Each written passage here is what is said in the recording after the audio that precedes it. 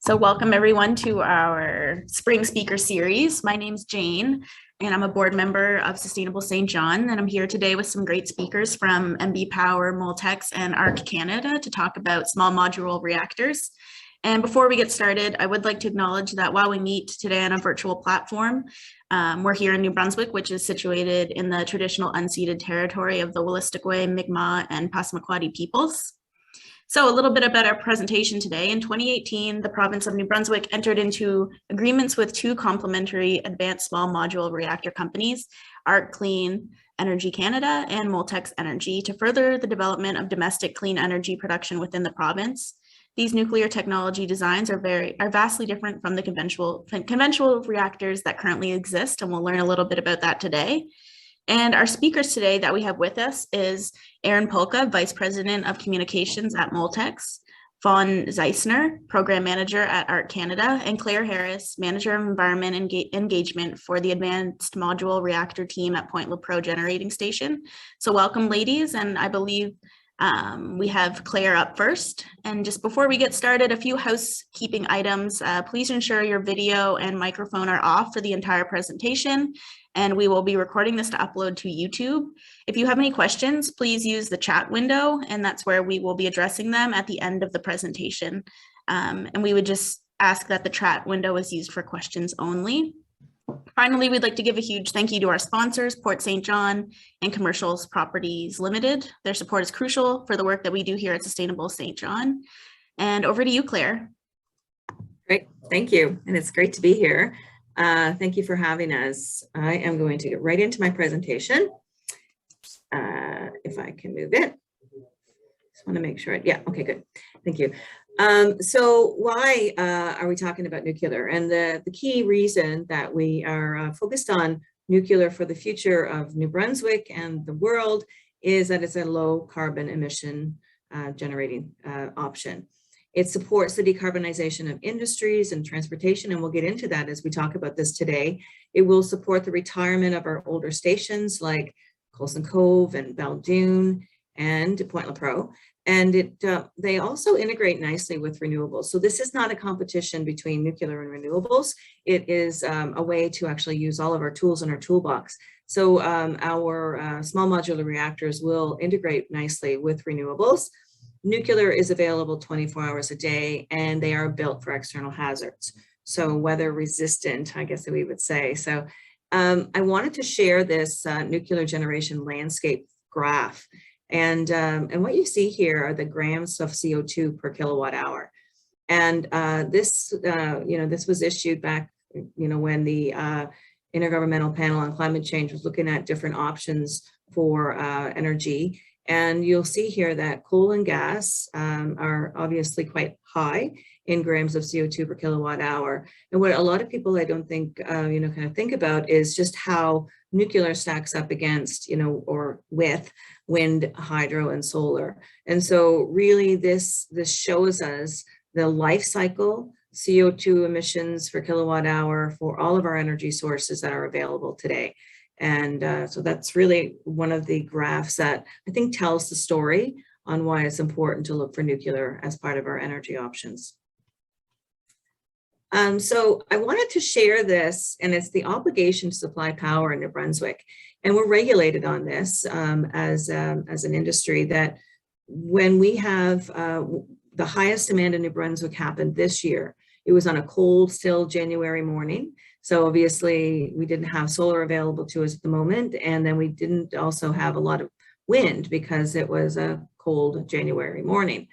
We have an obligation to supply the 3174 megawatts that was required plus 20%. And that's to make sure that our grid remains stable. And so we had the obligation to provide 3,800 megawatts. And from that, the clean energy options that were available at the time were the 1,700 megawatts. Now, the fossil that we were depending on was 2,100. But when you think about Baldoon being, retired, Coulson Cove has had heavy fuel oil, Millbank and St. Rose and Bayside Power, those were the fossil power requirements that we were depending on. I think it kind of tells the story about why we can't, just cut our power, and we need to rely on our baseload power through those times. I see there's a chat, and I'm just going to continue through my presentation because I don't want to throw the presentation off, but Jane, are you monitoring the chat for us while we go? Yep, and I think we'll save questions and whatnot for the end of all three of your presentations and then touch on them there, and I can pose them, and then whoever's kind of suited to answer best can do so. Great, thank you. I just didn't want to ignore if there was something I should answer right away. So why advanced nuclear? We, as all of you probably know, have a nuclear power plant in New Brunswick. We're very proud of its operation. And the new technology that we're going to be hearing about today from Fawn and Erin are advanced nuclear options. And so really it's looking into the future of the new technology. As we know, technology changes, and the nuclear power plants of the future have also been keeping up with those changes. So we know that probably the most important, I guess, evolution of the advanced reactors is around safety, cost, and the waste. And so these new technologies address the inherent safety characteristics. Their inherent safety characteristics address the safety concerns from conventional power plants. And I don't want to steal Erin or Fawn's thunder, so I'll let them speak to that. These designs are simpler, and so therefore the costs of installation of these reactors would be lower, and they have the potential to recycle their fuel. In fact, the Moltex design is looking at using the used fuel from Point Lepreau to fuel their reactor, and the ARC design has a really good story when it comes to reducing the amount of waste that their reactors produce. Another innovation that comes along with these new reactors is that they support renewables, because they are designed to be able to load follow when it comes to renewables. So when the wind's blowing and the sun's shining, then these can draw back in their output to allow for the renewables to take the lead, and then they're there for baseload power when we need them. These both reactors also have high temperature steam, which will help with decarbonizing industry, such as oil sands, refineries, and other industries that require high temperature steam. And the beauty of these reactors also is that the plan is to build them in New Brunswick, so that helps to develop economics, or that helps with economic development in the province. So we would have the supply chain right here at home. It actually represents a new sector for the province of New Brunswick. So those are the reasons that we're looking at the advanced nuclear program. We're in Canada, we're really blessed to be taking a collaborative approach. It's not typical, in other parts of the world where, vendors will get together, governments will get together, and talk about what's right for the entire country. And we've done that in Canada. We've taken this collaborative approach where Stream 1 are the ready deployable SMRs by late 2020s at Darlington. And when I say ready deployable, it means that those designs have already been, they're ready. The designs are based on the older technology, water-cooled reactors. And so those, the design that's going to be used at Darlington is ready now to go through, the licensing process. Stream 2 are for the advanced reactors, and that's why we're here today, to talk about those advanced reactors. They're being developed in New Brunswick.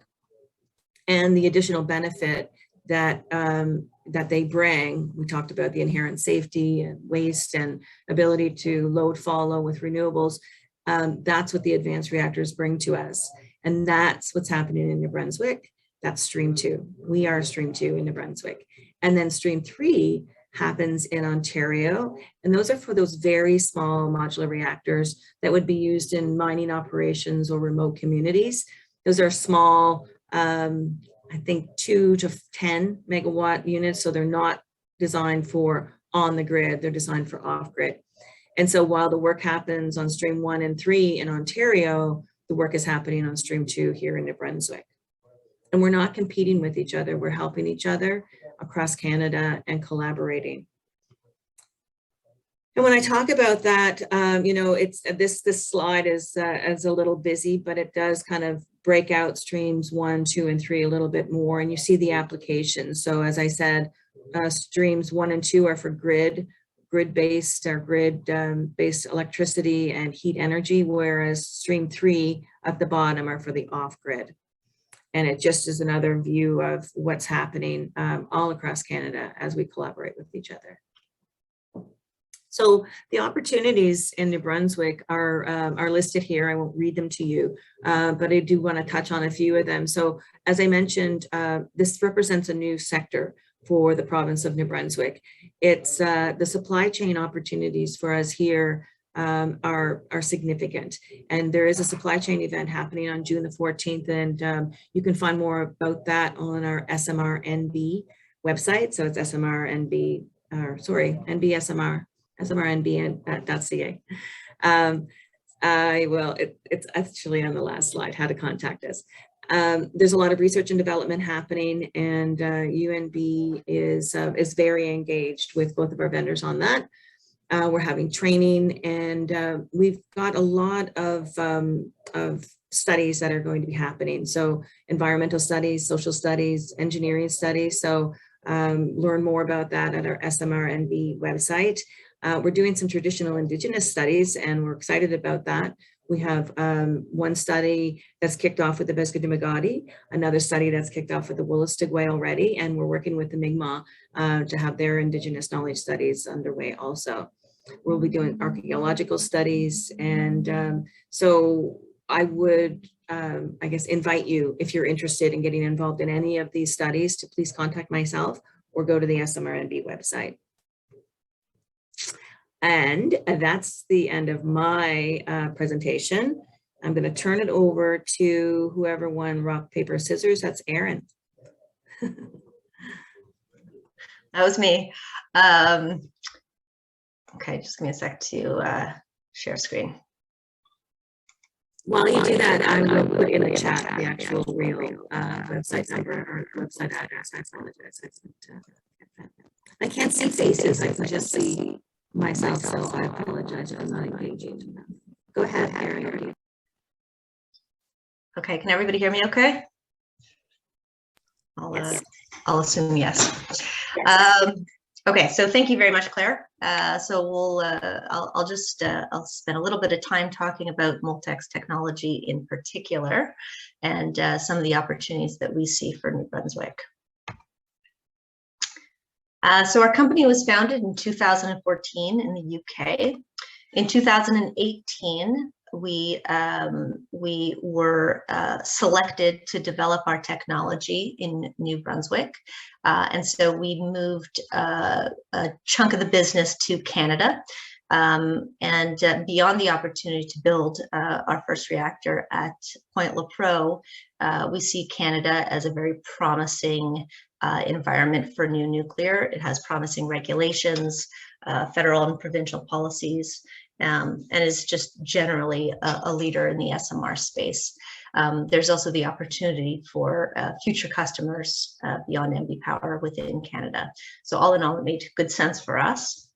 In the past couple of years, we've been expanding our team, focusing on the design of our reactor, conducting experiments to validate that what we say the technology can do, it can actually do. Developing the local supply chain and engaging with local stakeholders, including First Nations communities. Last year, around this time, we were awarded $50 million from the Canadian government to advance our technology. And about a month ago, we formed a strategic partnership with SNC-Lavalin, who, among other things, are going to be supporting us with engineering and licensing support. We also recently completed the first phase of the Canadian Nuclear Regulator's vendor design review. This is a two-stage process that at the end of which we would have a design that is theoretically licensable in Canada. So we're actually developing 3 technologies. This is sort of a mock-up of what a site might look like. The first thing in the foreground is the reactor itself, what's called the Stable Salt Reactor Waste Burner, or SSRW. This is a molten salt reactor that's a bit different than other reactors that are being developed in that it uses recycled spent fuel as its fuel instead of freshly mined uranium. In addition, we have the waste to stable salt, or WATS facility. This is where we actually take spent nuclear fuel, put it through a series of chemical processes to create the fuel for the SSRW.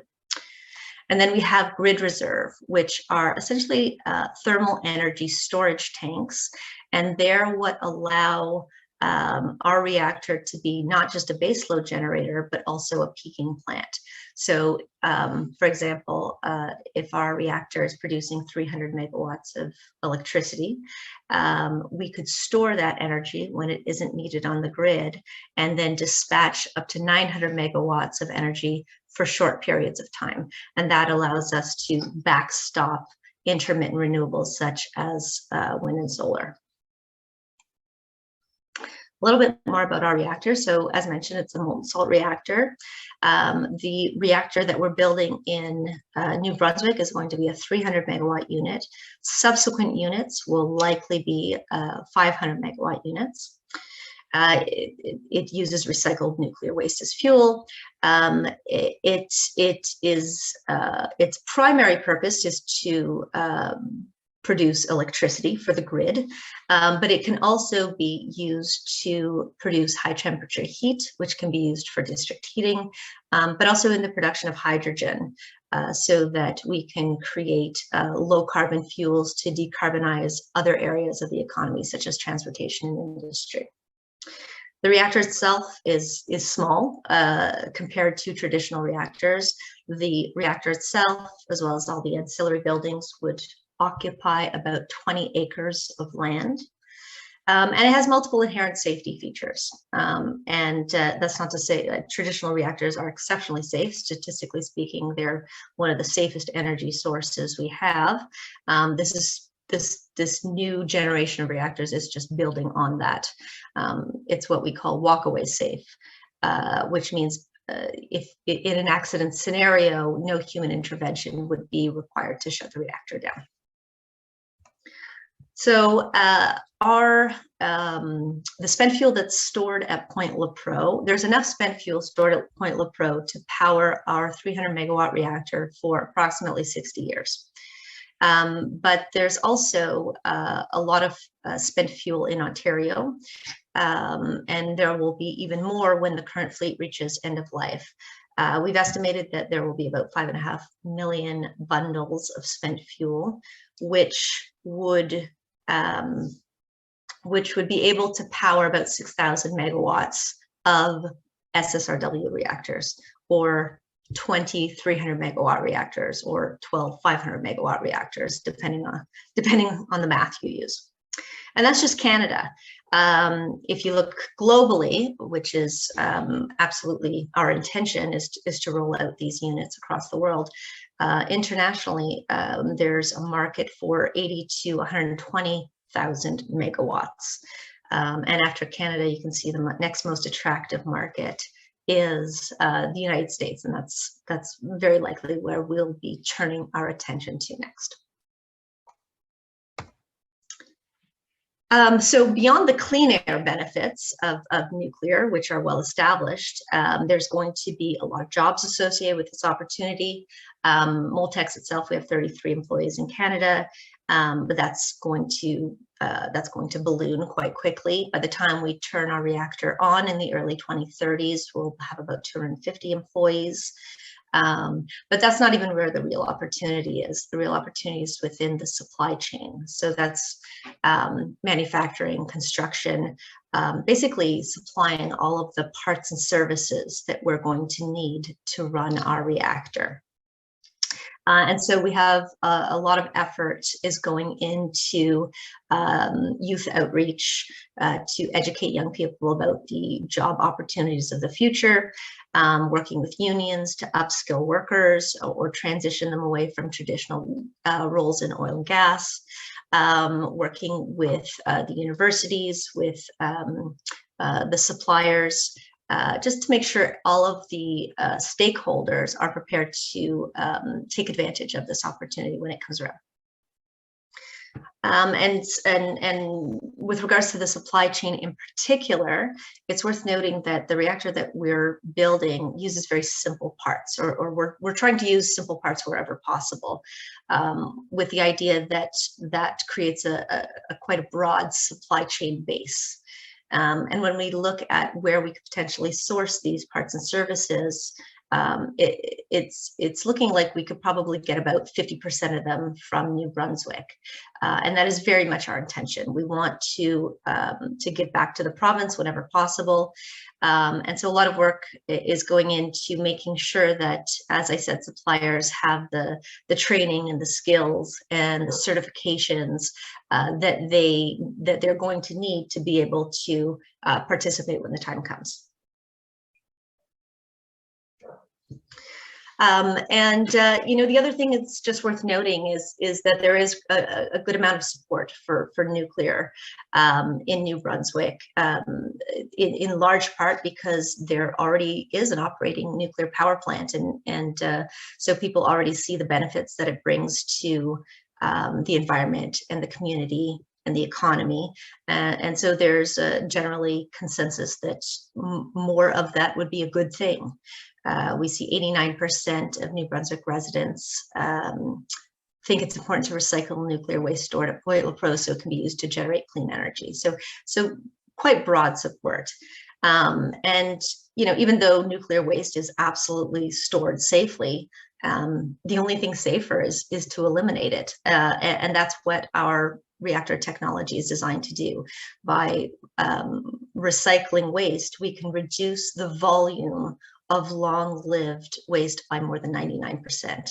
And that is a very attractive prospect to a lot of stakeholders. And the economics also support it. It is, without a doubt, less expensive to recycle and reduce the amount of nuclear waste versus storing it over the long term. And then just a couple pictures to round things off. On the left-hand side, you can see where we're proposing to build our reactor. On the right-hand side, you see some of our staff at work and at play, and that's really all I had for you today. You know, and I realized I really just scratched the surface of who we are and what we do. So if you want to learn more, you can visit our website, and I'm also happy to answer any questions at the end of this presentation. Thank you very much.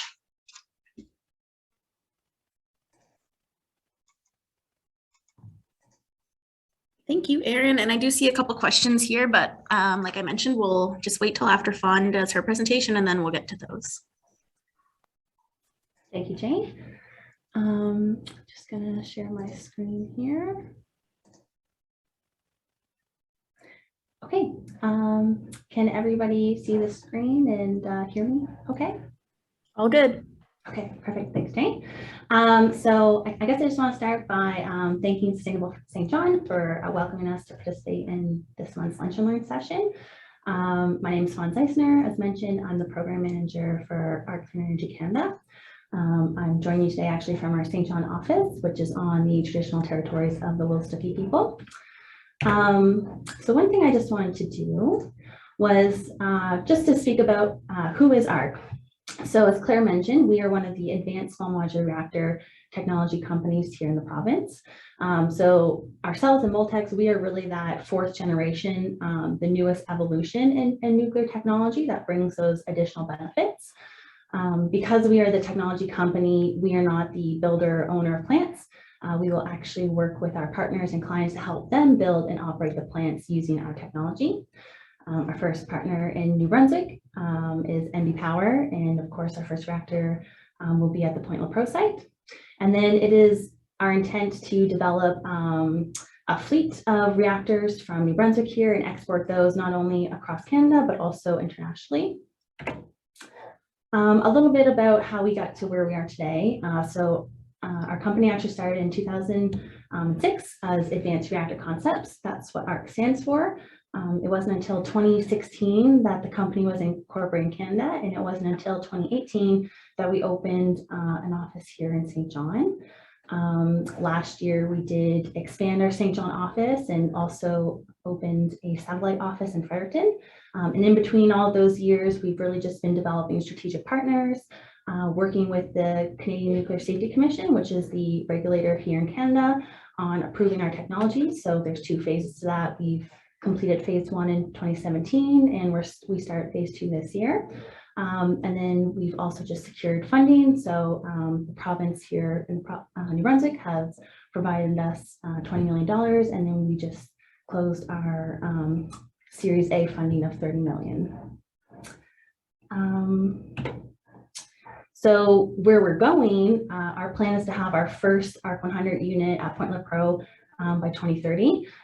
So we see ourselves, this is a 4-phase approach. We're currently on phase 2, and the benefit about our technology being mature, and I'll touch on that in the next slide, is that we are working towards a commercial demonstration, not technology demonstration. So the R&D and that stage, which is typically before the phase 1, as you see here, that's already been completed for us.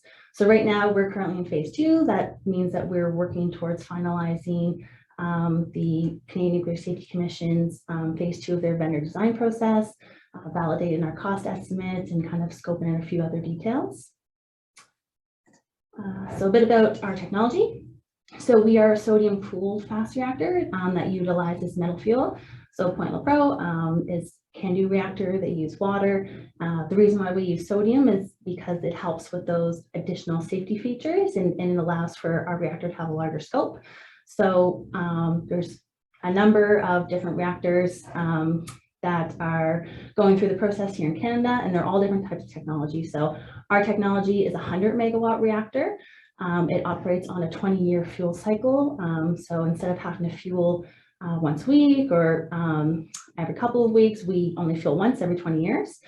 We take it out for 20 years, or take it out after the 20 years, put it back in for a total of 60 years.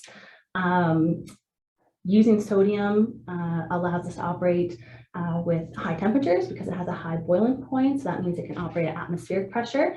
So all those just kind of contribute to that inherent safety, or what people have termed walk away safe. A few other features is that, as I mentioned about the R&D, so that was actually conducted by what was the experimental breeding reactor 2. It was a prototype reactor that operated in the United States for over 30 years. So our technology is based off of that successfully proven technology. And then because we are kind of a scalable reactor that has flexibility, we can also enable more renewable development. So we can ramp up and ramp down as needed. We can recycle our fuel down the road. And then our reactor is actually going to be based underground. So that kind of just assists with like proliferation resistant concerns. So a bit about the multiple applications. So the intent of nuclear reactors is typically to provide electricity, so to be that base load power to support when the wind isn't blowing and the sun isn't shining. You can help enable those renewables. But there's also the industrial application side, and that is an area that we're very interested in. So we do plan on being that base load power, but we can also, part of our export opportunities is really working with like the oil sands in Canada to provide that high grade heat to support the oil sands. There's also like desalination applications, the clean fuels, so hydrogen, ammonia. Hydrogen is a very hot topic lately. So these are all areas that our technology can be integrated in. The environmental benefits. So Claire already did touch on the graph to the left here, and we really just like showcasing this, to Claire's point, not because we're trying to bolster our technology over renewables. We actually, we support renewables, We want to see more development of that, and we want to help enable more development. So we really just need to ensure that we're working with those 4 energy sources on the right there. But one thing that's not as known is the graph to the right, where like how much land use is being used for each energy source. So as you can see, traditional nuclear is actually well below like solar, wind, and hydro. And then SMRs, of course, are going to take a smaller footprint. So our ARC 100 is going to be less than 1 acre per megawatt. And then this is to just show what our site would look like in retrospect to the Costco here in St. John. So our plant, the reactor building, would actually fit in the Costco here in St. John. It would take up half the space, but you need kind of a protected area, and inside the protected area is, well, the site footprint, sorry, is the parking lot, administrative buildings, switchyards, things like that. So all that outside fence would actually take up the space of Costco's parking lot, and a little bit over. So of course, that's a huge benefit, is having a smaller footprint, and then the energy density.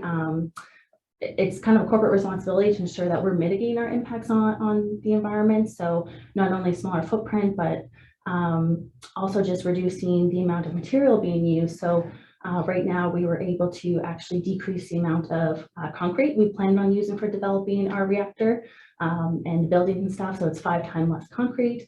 Our footprint's actually smaller than when I first started. It's 3 times less space. And then a bit about waste management. So as I said, we will be operating on a closed fuel cycle, which is a 20-year cycle.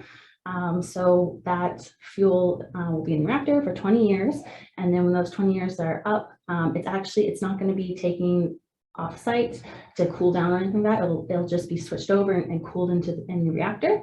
After that time of the 20-year cycle and the cooling period, it would theoretically go to the deep geological repository that the Nuclear Waste Management Organization is working towards.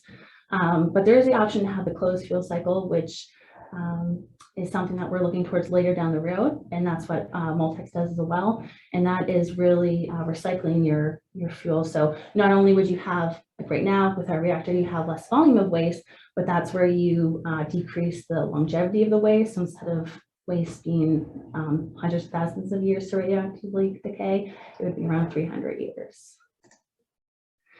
And then just briefly on this, because Claire and Erin touched on it, but the economic benefit. So Point Pro and other reactors here, the real opportunity was in the construction.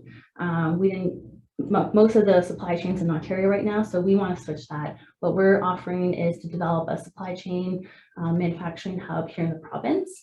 And we're very committed to having NB first, then New Brunswick, and then international. So Moltex NB Power and ourselves, we're working with organizations, local fabrication and construction companies, Indigenous communities, agencies to really start assessing what the capabilities are here in the province and how do we expand that. And as the cluster grows and momentum's building, international and national companies will want to come to New Brunswick, and we're actually already seeing that today. Our early assessments have found that out of all the NB and Canadian units that will be sold, we can see up to 85% Canadian content. And then for international units, it'd be around 45%. And then Claire did mention the June 14th supply chain event. So just some key takeaways. So the benefits of our technology. So it provides sustainable, reliable, and economical carbon-free energy for electrical and industrial purposes. And I didn't really touch on the economical part, but that really comes from the modularization of these reactors. It provides economic growth for the province of New Brunswick. And part of this growth isn't just the supply chain too. One thing I did want to mention is we need to make sure that individuals are workforce ready. So we're working with institutions like the University of Moncton and the University of New Brunswick to develop programs that will help expand kind of this cluster. So ourselves and Moltex, we donated to the University of New Brunswick, for instance, to reinstate their nuclear engineering program a few years ago. And we've already seen graduates from that. The other benefit is the sustainable development through the advanced construction techniques. So reducing concrete, for example, and then also the reduced environmental impacts on the land. and then the waste reduction, and as well as enabling more renewable energies. And that's everything. So thank you. And I guess we can move to questions. Awesome. Thank you, ladies. That was a great overview. Just going to scroll up here to some questions. Okay. In which form is the extra energy stored on site when not required by the grid? Was one of our first questions. I'm guessing that's for me. Yeah, I think that was during your presentation, I believe, Erin. So it's stored as thermal energy, heat energy, stored as heat. And the reason we do that is because it's less expensive than storing it as electricity, or the way batteries do typically. Okay. Okay. Does the reactor's design utilize modular design philosophies to keep construction costs down? And I believe that was during your presentation as well, Erin.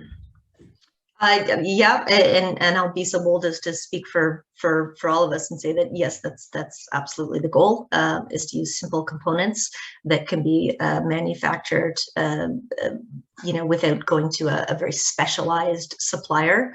Obviously that keeps costs down, but it also enables us to tap into local suppliers and not just go to that one-off in who knows where.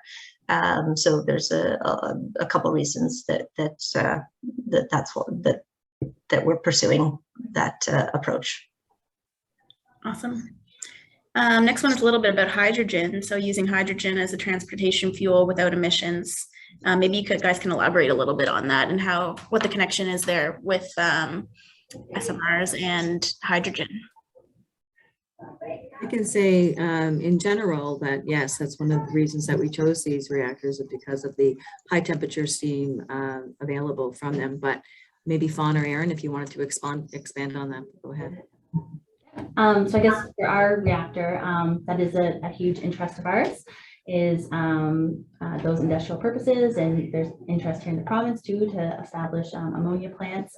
So we're working with companies to provide that heat to develop the hydrogen, and that's the benefit of these advanced reactors, is because they have those inherent safety features. They can operate at high temperature, which means they're providing that high grade heat required for those processes. Awesome. Anything to add, Erin? I mean, it's we have the capability to do it as well. Hydrogen still sort of in its infancy in a lot of ways, but I think that's really it's going to come into its own very quickly. So having that capability, I think, will be key down the line. Awesome. What do we have next? Okay, there was an SMR symposium in Miramichi. What interests do First Nations have in SMRs? So maybe you guys can give a little bit of experience from what you've heard through some consultation and whatnot. Yes, thank you. And thank you for the question. We're quite excited about the interest that we're getting from our First Nations partners. So North Shore Mi'kmaq District Council hosted an SMR symposium in the Miramichi. And they invited they invited all Wolastoqey communities to participate, and there were Wolastoqey communities there also represented.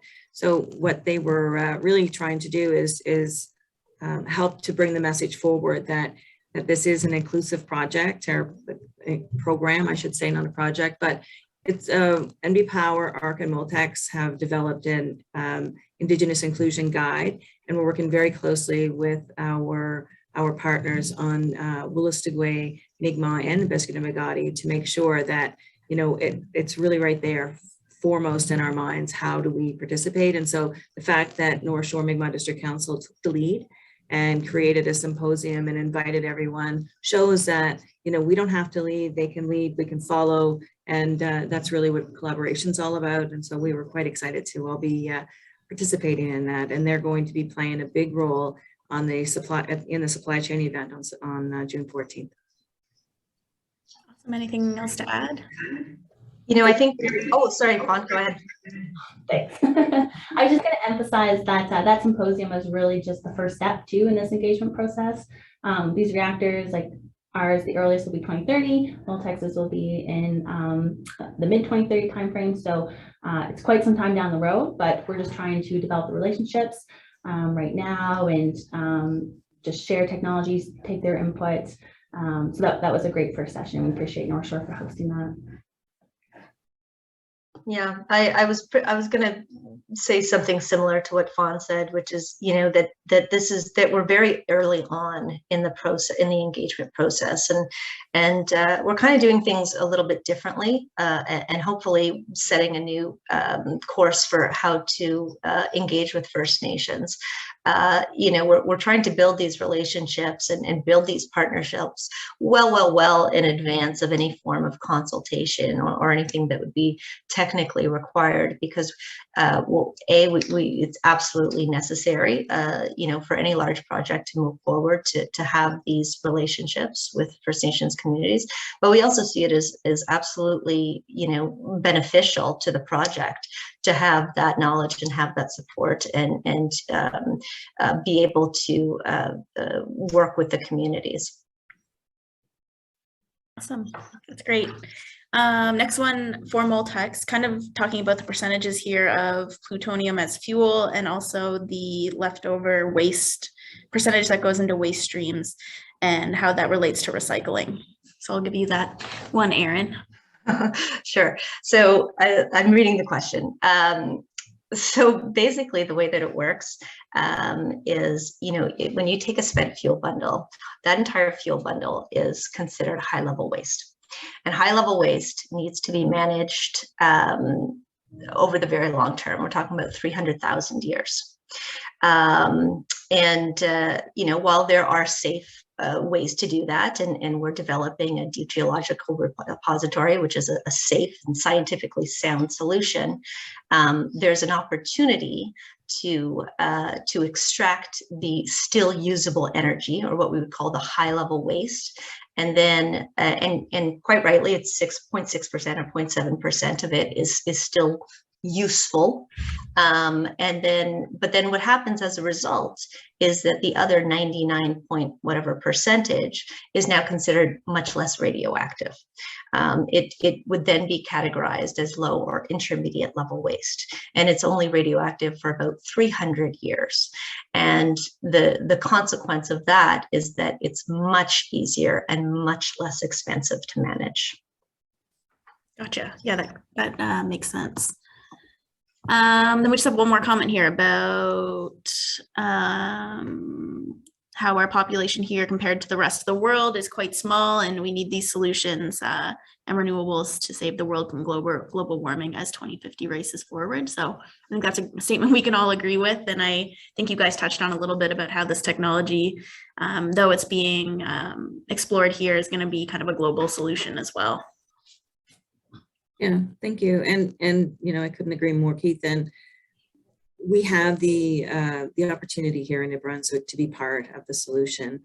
We have the opportunity to have a new sector, to be part of a solution, and also to demonstrate collaboration for you know, for Canada and the world. You know, the fact that we're working very closely with our First Nations partners, we're really working closely with each other, and we're collaborating, can show how, you know, when we all get together and we all really listen to each other and trust each other, that we're focusing on the future together, then I think we can really move the needle and you know, make a difference. Awesome. Well, I don't see any more questions in the chat, but thank you, ladies, so much for joining us today. It's been really informative. And thank you everyone for spending your lunch hour with us and listening in. One last thing, if you want to get involved with Sustainable St. John and become a board member or suggest ideas for future presentations, you can reach out to info@sustainablestjohn.ca. So thanks again, ladies, and everyone have a good rest of their day. Thank you. Thank you. Thanks. Have a great day.